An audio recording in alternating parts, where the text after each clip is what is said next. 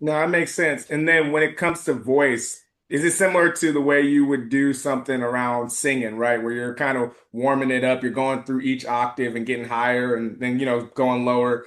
How is that? And do you have to, is it drinking tea to make sure your voice, kind of talk us through prepping your voice to make sure you're ready for these roles?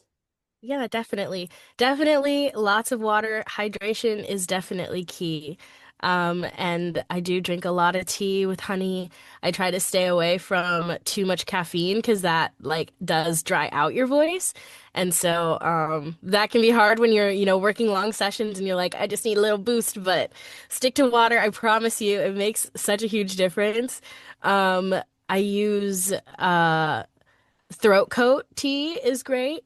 Um, and what else? I use these vocal drops called Voice 37 drops. They're like licorice root, I think, and it's that really helps, like, clear out any stuff. A lot of people say green apples are good to bite into to kind of get rid of that like mouth noise when you're recording into the microphone. So yeah, there's all kinds of little tips and tricks, but I still think hydration is definitely the number one thing.